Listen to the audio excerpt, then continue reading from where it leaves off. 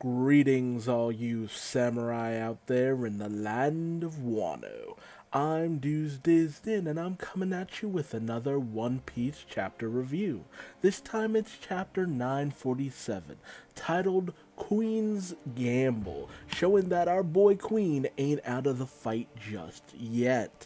This title is also in reference to a chess move called the Queen's Gambit.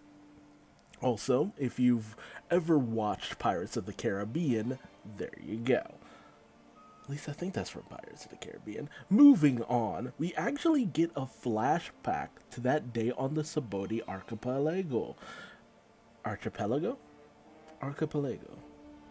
Whatever.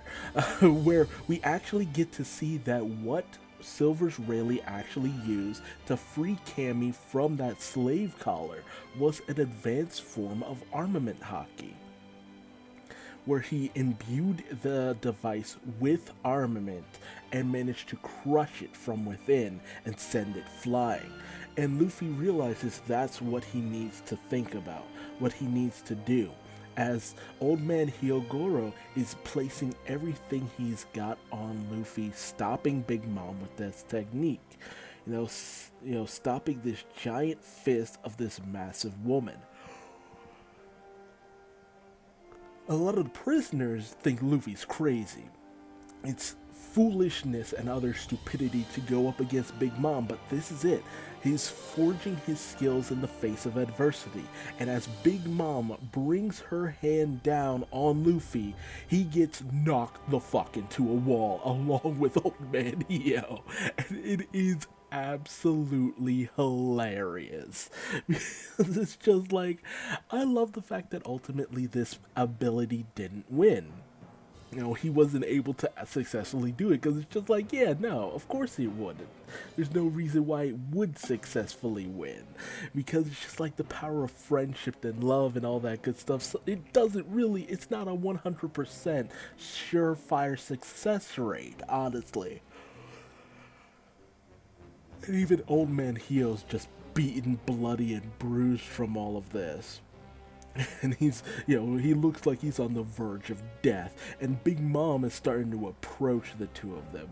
And Luffy's just standing over Old Man Hio, just feeling bad that he let him down and he messed up.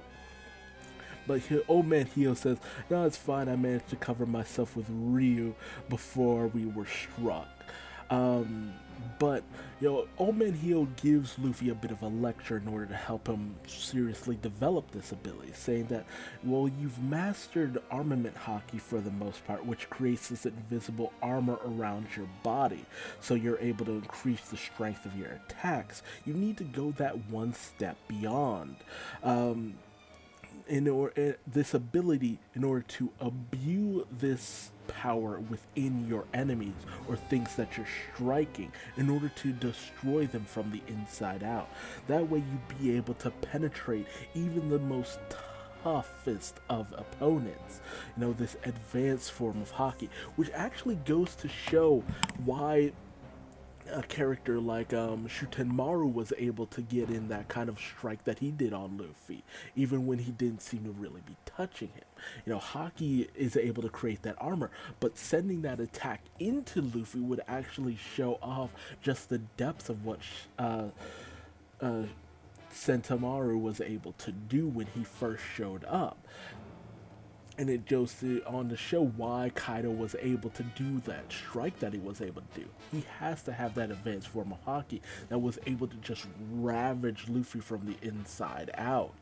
Because just one strike with a mace, that was a little bit more damage than just a strike with a mace. Or maybe I'm full of shit, I don't know. But he was just like, look, you've already mastered covering yourself with regular hockey. You already mastered this technique, you just don't know it yet. You just need to develop it further and more. And then we have a moment that looks like Hio just passed out and died, but as soon as Big Mom comes in for another strike, Hio's as spry as ever, and Luffy and him have to jump out of the way.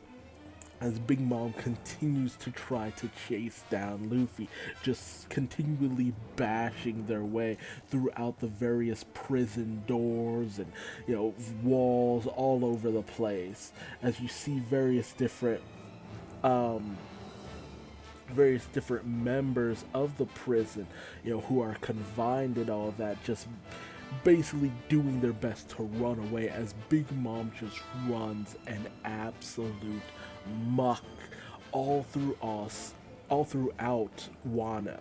It is absolutely devastating and destructive. And we actually also see a figure that has a slight bit of a ponytail. Honestly, this figure almost looks exactly as the way that Denjiro's silhouette looked. And we still have no idea where Denjiro is up until this point. But, there's a bit of a panel dedicated just to this guy in the prison. So, Denjiro, just maybe. But as Big Mom continues to rampage, Babanuki is just completely at a loss, because now there's just, they're by the blast furnace, they're by all the various infrastructure of Udon. Shit's going down here. And Babanuki, is being, asked what they should do, but then Queen just rises up and it's just like, okay, Wano is Kaido's territory, and we can't let the old hag have her way in our boss's territory. So I got one-shot plan to take this old bitch down here now, as she makes her way across the entirety of our prison like a wild boar rampaging. She's gonna circle back around to this spot, and at that point we're gonna have to, do this one thing and have it work as quickly as possible. So as soon as Big Mom and Luffy make their approach back to that central plaza in Udon, we come to find out that they put out a pot of Ochiruko once again, which lures in Big Mom, and as soon as she opens it up, she gets pissed again. Meanwhile, we see that Queen has stood on the highest precipice of Wano and takes a flying leap as soon as Big Mom is in place. And he just, boom, headbutts her right then and there with his Brachiobomba. It just brings the thunder right down on Big Mom, full weight, full on, just boom. But unfortunately, this doesn't seem to knock her out, because it just gives her her memories back, as she remembers all of her children, and she starts thinking, wait, my head hurts. What am I doing here? I fell into the ocean. Oh, I'm in Wano. I got separated from everyone. And then I ended up in that dirty little village.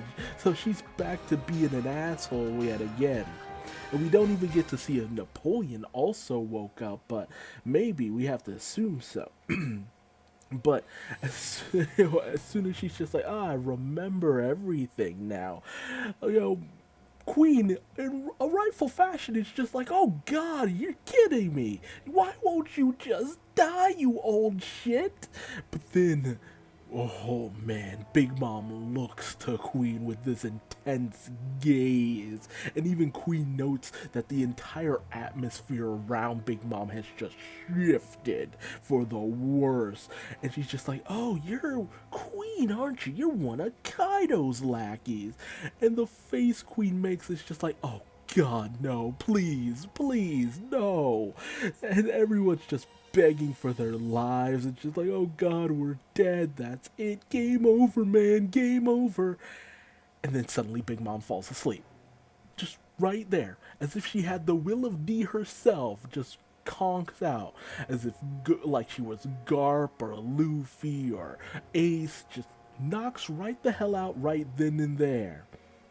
And Queen, bless his heart, it's just like, lock her up with 100% sea stone handcuffs and chains, tie her up, inject her with, beast tranquilizers, and wrap her up 100 times and just do whatever you need to prepare the ship. We're taking her to Onigashima. I don't care what happens. We're taking her to Kaido just in case she wakes up again. So, Queen is not even wasting a moment in just dealing with Big Mom here and now. And I don't blame him.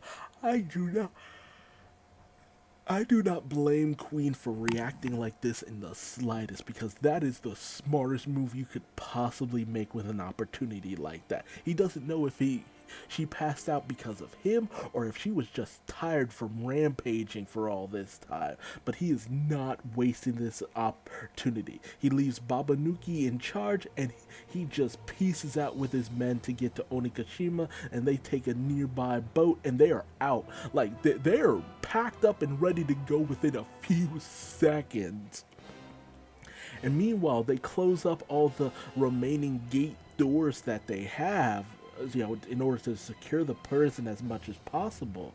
And Tama and Momosuke notice that the gates outs are about to lock them out. So Tama decides to sneak in, despite the fact that Momo notes that they were originally told to just wait outside. So they go in as well into the prisoner mines.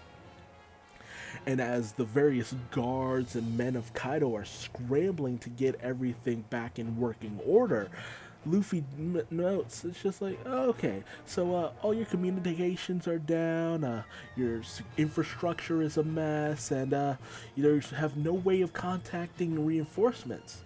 That means I can go hog wild. And as Babanuki turns, it's just like, wait, who the hell are you? Because they've completely forgotten Luffy at that point. Luffy notes that with Big Mom and Queen no longer there, there's nobody really strong enough to challenge him at this point. And, Babanuki's just like, oh, that's right, he was freed. And now Luffy says, okay, now that I'm free, I think I'll be taking Udon. So Luffy is going to take over the entire prison. Damn near just like what he did on Impel Down, but now he's stronger and more capable, so he should have no trouble taking this place over.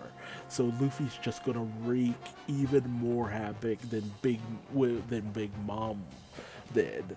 So he's just gonna take the place over with Old Man Hio. They'll free all of the other Yakuza bosses.